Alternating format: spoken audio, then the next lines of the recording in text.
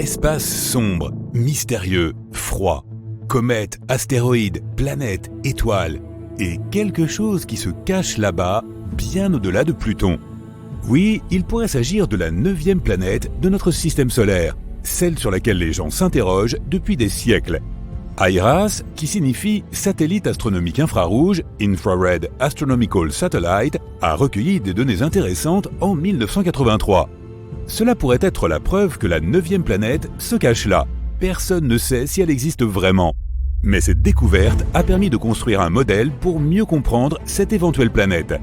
Et en 2016, les scientifiques ont découvert que certains petits objets spatiaux de la ceinture de Kuiper orbitaient un peu bizarrement. La ceinture de Kuiper est la zone extérieure de notre système solaire. C'est un anneau en forme de beignet rempli de restes de l'époque de la formation de notre système solaire. Tu peux trouver ce beignet au-delà de Neptune. Les objets dans cette région de l'espace ont des orbites étranges, comme si un grand corps avec une forte gravité les repoussait. Toc toc, et voilà à nouveau la planète 9. Selon la théorie, elle pourrait avoir une masse 5 à 10 fois supérieure à celle de notre propre planète, et être jusqu'à 20 fois plus éloignée que Neptune. L'unité astronomique est égale à la distance entre notre planète et le Soleil. Pluton se trouve à environ 40 unités astronomiques du Soleil. Mais la planète 9, si elle existe, est à une distance de 400 à 800 unités astronomiques. Il faudrait 10 000 à 20 000 années terrestres à cette mystérieuse planète pour faire un seul tour autour du Soleil. Il est donc plus difficile pour nous d'intercepter ce corps spatial. Il existe une théorie selon laquelle la planète 9 se serait formée entre les orbites de Jupiter et de Neptune, comme le reste des géantes gazeuses de notre système solaire.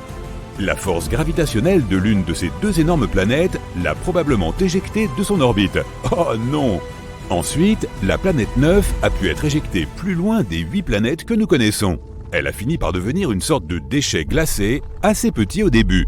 Mais au fil du temps, la planète 9 a débarrassé son orbite des morceaux de roche et de poussière gelée et s'est finalement transformée en une véritable planète. Selon une autre théorie, il pourrait s'agir d'une planète qu'une autre étoile aurait perdue sur son chemin alors qu'elle passait près de notre système solaire. Quoi qu'il en soit, la planète 9 ne reflète probablement pas beaucoup la lumière du Soleil, puisqu'elle en est très éloignée.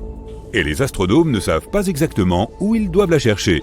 L'espace est sombre, mystérieux et sans fin, évidemment. Mais si nous trouvons la planète 9, ce sera la première preuve solide qu'il y a plus de planètes dans notre système solaire que nous le pensions.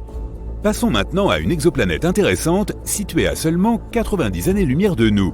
Une exoplanète est généralement une planète située en dehors de notre système solaire. Celle-ci possède une atmosphère avec des nuages d'eau.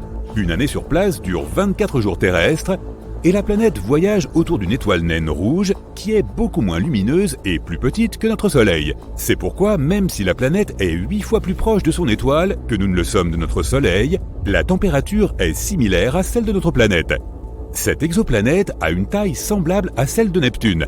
Elle est également moins dense, ce qui signifie qu'elle est principalement constituée de gaz, contrairement à la Terre qui est constituée de roches. La température moyenne est de 60 degrés Celsius, ce qui en fait l'une des petites exoplanètes les plus fraîches que nous ayons jamais découvertes. Et plus l'exoplanète est froide, plus nous avons de chances de trouver des nuages dans son atmosphère. Les chercheurs ont découvert plus de 4000 exoplanètes, mais toutes ont été repérées dans la Voie lactée, du moins jusqu'à présent. Pour la première fois, les astronomes ont peut-être trouvé une planète en dehors de notre galaxie. Ils l'ont appelée M51 ULS-1. La planète est située dans la galaxie du Tourbillon, une galaxie spirale distante de 28 millions d'années-lumière de nous. Il y avait autrefois une très jeune mais énorme étoile qui s'est retrouvée coincée dans une danse gravitationnelle avec quelque chose qui pourrait être une étoile à neutrons, le noyau effondré d'une étoile géante, dense ou un trou noir. Le partenaire de danse de l'étoile avait une gravité incroyablement forte. Il se nourrissait de l'étoile et lui arrachait son plasma avec avidité. Puis, quelque chose d'inhabituel s'est produit. Un objet inconnu, peut-être même de la taille de Saturne, est passé par là et a bloqué cette confrontation depuis notre système solaire. À présent, personne ne peut voir ce qui se passe, mais cela pourrait potentiellement être la planète la plus éloignée que nous ayons jamais découverte. Il y a une planète récemment découverte en dehors de notre système solaire. Aussi grande que Jupiter, elle tourne autour de 2 étoiles. Et comme nous pouvons l'observer depuis notre planète, elle passe devant les deux. Le tour complet autour de ces deux étoiles, qui correspond à 1 an, prend environ 200 jours terrestres. Le jour de la découverte de la précédente planète, les scientifiques ont également découvert qu'elle avait un étrange compagnon. Il s'agit d'un Jupiter extra chaud dont l'orbite autour de son étoile est très serrée. L'année dure seulement 1,9 jours terrestres. Cette planète a une orbite de forme bizarre. De plus, elle se déplace dans le sens inverse de la rotation de son étoile. Si tu pouvais voyager à 57 années-lumière de notre planète, tu verrais quelque chose de rose caché dans l'obscurité. En te rapprochant, il devient plus grand et plus fascinant.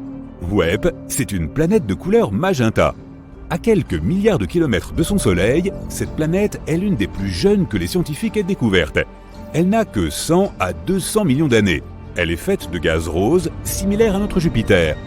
Donc si tu pouvais voler plus près de sa surface, ce gaz t'envelopperait comme un épais brouillard. Plus tu t'approches et plus tu t'enfonces, plus le gaz s'assombrit et prend une teinte rougeâtre. Et regarde le noyau de la planète, il est super chaud. À cause de sa température élevée de 240 degrés Celsius, cette planète est comme un four.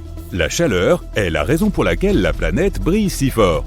Tu remarques aussi que le ciel est rose flou, avec des nuages faits de gouttelettes d'eau gelée, semblables aux nôtres. Il existe une exoplanète 2 fois moins grosse que la Terre, qui est l'une des plus petites planètes que nous ayons jamais trouvées en dehors de notre système solaire. Son diamètre est de 9000 km. À titre de comparaison, le diamètre de la Terre est de 12 700 km. La planète en question est principalement composée de fer, comme Mercure. Mercure possède un noyau de fer très dense et une croûte très fine, ce qui en fait une curiosité dans notre système solaire.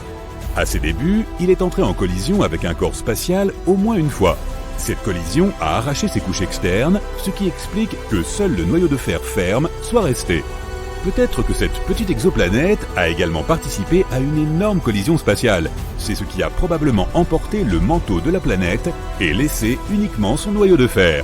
Ou peut-être s'agit-il simplement du vestige d'une planète gazeuse de la taille de Neptune. L'atmosphère de la planète a pu être soufflée par, disons, une énorme quantité de radiation provenant de l'étoile.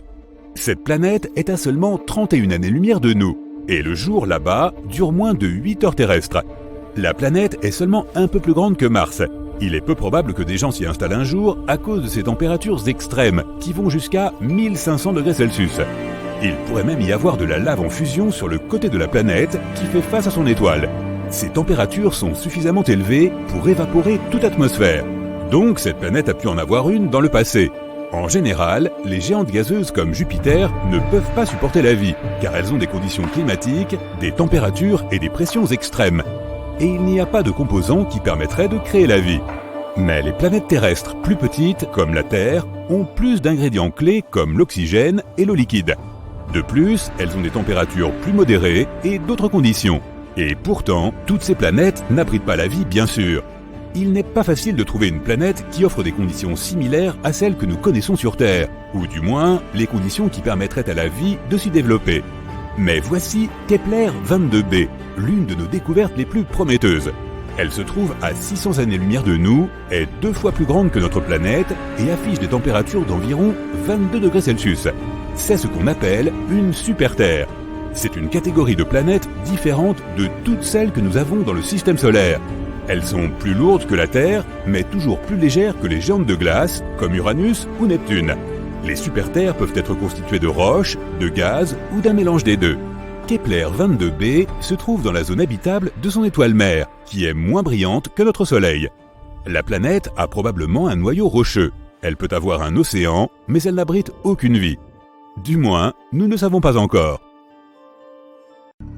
Bien que nous puissions nous considérer comme une civilisation avancée, après avoir réussi à observer les 8 planètes de notre système solaire et leurs 200 lunes, nous n'avons en réalité qu'une vague idée de ce qui s'y trouve. À tel point qu'il y a des spéculations selon lesquelles il pourrait y avoir une planète supplémentaire dans notre système solaire. Les scientifiques l'appellent planète X ou planète 9. Ce monde non découvert pourrait être caché bien au-delà de Neptune. Les astéroïdes et les planètes naines de cette zone ont des orbites modifiées étrangement inexpliquées. Et la planète X pourrait en être la raison. Les légendes autour de cette mystérieuse planète ont commencé il y a plus de 100 ans avec un passionné de l'espace appelé Percival Lowell. En plus d'avoir une moustache impressionnante, il était aussi très riche. Il a utilisé sa fortune pour construire un observatoire en Arizona qu'il a ensuite consacré à l'étude des mouvements étranges d'Uranus et de Neptune. Leurs forces gravitationnelles sont plus lentes que celles de toutes les autres planètes de notre système solaire, presque comme s'il y avait un objet géant caché qui les tirait hors de leur trajectoire. En 1906, Lowell a théorisé qu'il pourrait y avoir une autre planète au-delà de Neptune. Elle serait probablement à l'origine de ces étranges phénomènes cosmiques. L'homme a appelé ce potentiel corps céleste la planète X. En 1930, Pluton a été découverte par Clyde Tombaugh dans l'observatoire de Lowell. Il semblait enfin que les gens avaient une explication pour les modèles orbitaux étranges. L'équipe de Lowell était sur un nuage après la découverte, mais leurs célébrations ont été de courte durée. Ils ont vite découvert que Pluton était bien trop petite pour avoir un tel effet sur les planètes environnantes, et elle était aussi trop éloignée d'elle. Il a donc fallu se remettre au travail. La planète X, si elle existe, ferait 10 fois la taille de la Terre et 4 fois son rayon. Il faudrait au moins 10 000 ans à une telle planète pour faire le tour du Soleil, et elle orbiterait à une distance entre 300 et 600 fois plus grande que celle qui sépare notre planète natale de son astre. Cela représente 600 unités astronomiques depuis le centre du système solaire, sachant qu'une unité astronomique est égale à la distance entre la Terre et le Soleil. Si cela semble très éloigné, ce n'est pas le cas. La distance entre les corps célestes est généralement mesurée en années-lumière. Or, une unité astronomique est une unité de mesure beaucoup plus petite. Pour remettre les choses en perspective, l'objet le plus éloigné détecté depuis la Terre est la galaxie GN-Z11. Joli nom, n'est-ce pas? Elle se trouve à une distance stupéfiante de 32 milliards d'années-lumière. Malgré cela, nos télescopes peuvent encore la repérer, et une seule année-lumière équivaut à 63 241 unités astronomiques. Alors si notre technologie peut détecter une galaxie aussi lointaine, comment se fait-il que nous n'ayons pas réussi à découvrir la planète X? Eh bien, c'est probablement dû au fait qu'elle pourrait ne pas exister du tout. La théorie de la planète X a été largement discréditée en 1989. On a découvert que les mystérieuses forces gravitationnelles de Neptune étaient un leurre depuis le début. Les scientifiques s'étaient massivement trompés sur la taille réelle de Neptune. La sonde Voyager 2 a visité la planète et a découvert sa taille réelle. Cette nouvelle information explique les étranges forces gravitationnelles, ce qui signifie qu'elles n'étaient pas causées par la soi-disant planète X. Mais notre enquête ne s'arrête pas là, car l'hypothétique 9e planète est réapparue il y a environ 10 ans. Si les preuves qui sous-tendent la théorie de Lowell étaient fausses, sa croyance en la planète X n'était peut-être pas sans fondement. En 2015, les astronomes Michael Brown et Konstantin Batygin ont découvert qu'il y avait bel et bien des forces gravitationnelles inexpliquées au-delà de Neptune. Des satellites orbitent perpendiculairement autour des planètes, ce qui n'arrive nulle part ailleurs dans notre système solaire. Il y a aussi des groupes d'astéroïdes qui se déplacent de manière très spéciale. Si spéciale qu'il est pratiquement impossible que ce soit aléatoire. Encore plus étrange, il y a des satellites qui voyagent dans une direction complètement opposée à celle du Soleil, contrairement à la plupart des autres objets dans le système solaire. Un planétoïde appelé Sedna semble également être tiré vers quelque chose, ainsi que 6 autres qui vont tous dans la même direction. Brown et Batygin ne sont d'ailleurs pas des observateurs d'étoiles lambda, ce sont tous deux des scientifiques très respectés, au fait de leur carrière. Konstantin Batygin a été désigné par le magazine Forbes comme l'un des 30 scientifiques qui changent le monde, et Mike Brown est l'homme qui a donné à Pluton le statut de planète naine. Cela signifie que lorsque ces messieurs disent quelque chose, c'est généralement assez sérieux, et on devrait probablement les écouter. Mais la seule façon de prouver irréfutablement que la planète X existe est de la trouver réellement, et cela s'avère assez difficile. Pour localiser la planète, il faudrait utiliser une méthode appelée photométrie de transit. En gros, il s'agit de surveiller tout un groupe d'étoiles pendant une longue période et de rechercher les creux dans la lumière qu'elles émettent. Ces creux seraient probablement causés par une planète qui ferait obstacle à la lumière, et hop, l'existence de la planète X pourrait être prouvée. Mais pour que cette méthode fonctionne, la Terre, la nouvelle planète et le Soleil doivent tous être parfaitement alignés. Or, ces circonstances sont plutôt rares, et si elles ne se réalisent pas, le creux de lumière ne se produira pas. De plus, cette méthode ne fonctionnerait vraiment qu'avec les planètes qui sont plus proches du Soleil que notre Terre, c'est-à-dire Vénus et Mercure. Pour tout ce qui est au-delà de la Terre, cette technique est quasiment inutile.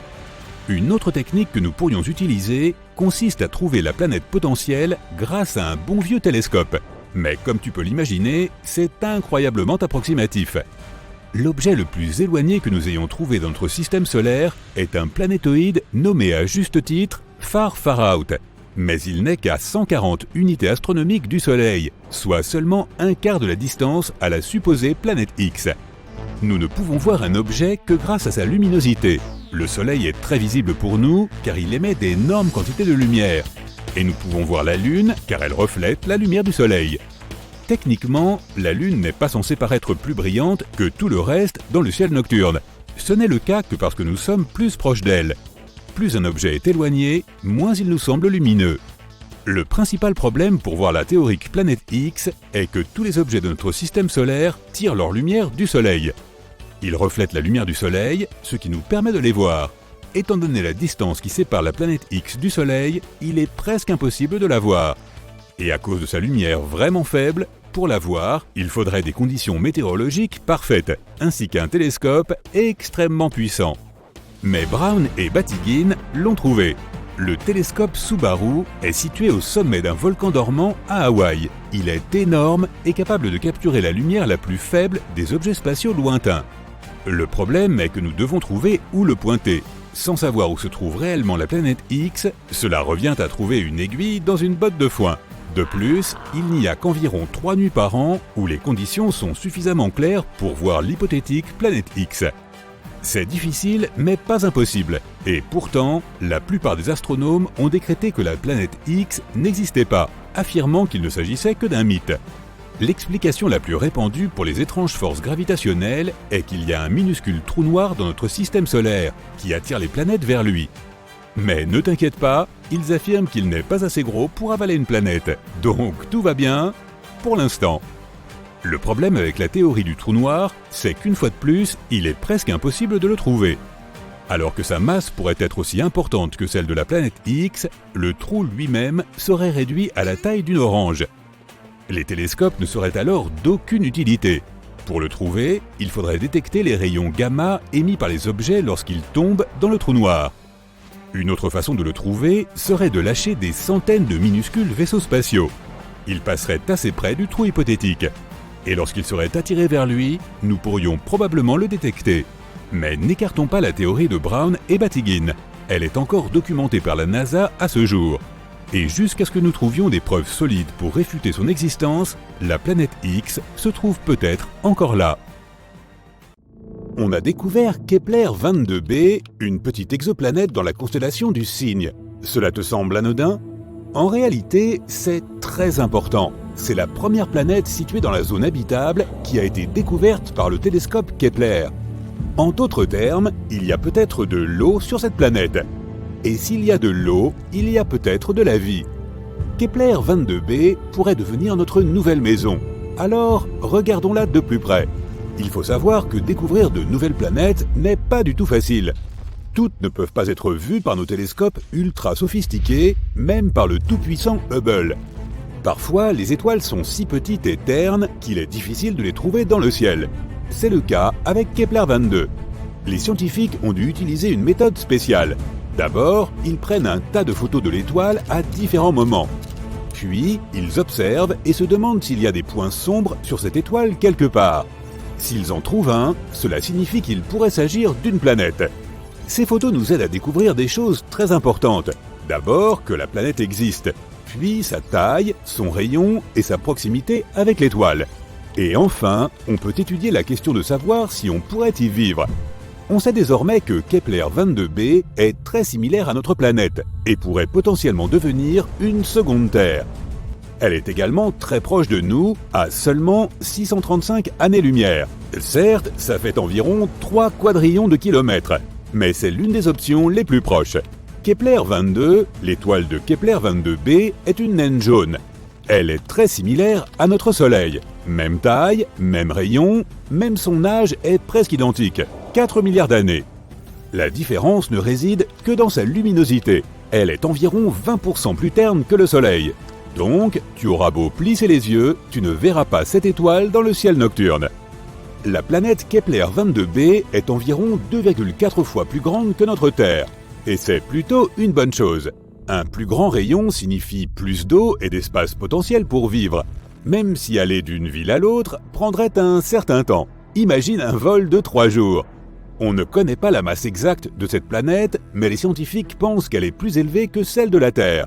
Elle pourrait même être jusqu'à 36 fois supérieure à celle de notre planète. Qu'est-ce que cela signifie ? Une énorme gravité. Si la planète est 36 fois plus lourde que la Terre, alors la gravité y sera environ 6 fois plus forte. Tu arrives à peine à porter un sac de 10 kg de pommes de terre, alors essaie un sac de 50 kg. Sans compter que tu peux toi-même devenir beaucoup plus lourd sur cette planète. Tu devras être incroyablement musclé rien que pour marcher là-bas et aller au travail. Le pire, c'est qu'avec une telle gravité, il serait incroyablement difficile pour les plantes d'y survivre. Elles ont besoin d'au moins un peu de liberté pour s'élever du sol. Et les animaux, nos chiens et nos chats devraient se transformer en petites boules de muscles pour survivre là-bas. Mais si cette planète a déjà ses propres animaux ou d'autres habitants, nous pouvons grossièrement imaginer à quoi ils pourraient ressembler. Ils ont probablement beaucoup de jambes pour faciliter leur déplacement. Ils ne sont pas vraiment grands, mais trapus et extrêmement forts. Des sortes d'araignées géantes très musclées donc. La bonne nouvelle, c'est que toutes ces informations ne sont pas confirmées. Si nous avons beaucoup de chance et que la gravité là-bas s'avère être juste un peu plus élevée que celle de la Terre, alors bien sûr, il sera beaucoup plus facile d'y vivre. On sait aussi que Kepler-22b est environ 15% plus proche de son étoile que nous ne le sommes du Soleil. Si Kepler-22b existait dans notre système solaire, elle serait située quelque part entre la Terre et Vénus. Cela signifie-t-il que nous allons tous brûler ? Non. Comme dit précédemment, l'étoile Kepler-22 est plutôt froide, à peine 5600 degrés Celsius. C'est pourquoi nous pouvons supposer que les températures sur Kepler-22b sont à peu près les mêmes que celles que nous avons sur Terre. En tout cas, si la planète tourne autour de son étoile de la même façon que la Terre tourne autour du Soleil, ce que nous ne savons pas vraiment. Kepler-22b peut tourner autour de son étoile sur le côté, comme par exemple Uranus. Quoi, tu ne savais pas qu'Uranus est couché sur le côté ? Et qu'elle avait aussi des anneaux ? Oui, Uranus a aussi des anneaux, comme Saturne, mais ils sont verticaux. L'univers est vraiment un endroit fascinant. Bref, si Kepler-22b est similaire, alors son climat ne sera pas très hospitalier, pour le dire gentiment. Des hivers incroyablement froids seront suivis d'étés bouillants. Et comme pour les planètes en rotation synchrone, on ne pourrait vivre plus ou moins confortablement que sur l'étroite bande de terre située entre les deux hémisphères extrêmes. Espérons que ce ne sera pas le cas et que la planète tourne normalement. Mais tout n'est pas si mal. Des études montrent qu'il y a peut-être un océan sur Kepler-22b. Tu sais déjà que l'eau est synonyme de vie. Mais dans ce cas, c'est aussi un gros avantage car une planète couverte par un océan a toujours des températures plus stables. L'eau absorbe une partie de la chaleur et la répartit uniformément sur la planète. Les parties chaudes se refroidissent et les parties glacées se réchauffent. D'ailleurs, c'est exactement ce qui est arrivé à la Terre il y a des milliards d'années. Lorsque notre planète a commencé à avoir ses premières petites flaques d'eau, notre Lune bien-aimée a aidé ces flaques d'eau à se répandre sur toute la planète. Grâce à cela, le rocher incandescent qu'était notre Terre s'est transformé en une mignonne petite boule pleine de vie. Donc, si Kepler-22b a de l'eau mais pas d'atmosphère, les scientifiques pensent que la température moyenne là-bas pourrait être d'environ -11 degrés Celsius. Mais s'il y a aussi une atmosphère semblable à celle de la Terre, alors la température peut atteindre 22 degrés Celsius, ce qui serait idéal. Et enfin, une année là-bas équivaut à 290 jours terrestres, soit environ 9 mois. La planète n'a pas de satellite naturel, donc il faudrait malheureusement se passer de cette belle vue de la Lune. Mais la bonne nouvelle, c'est que nous serions probablement capables de voir le Soleil comme une petite étoile lointaine. Nous pourrions l'admirer dans ce ciel nocturne en faisant quand même attention à ces araignées géantes.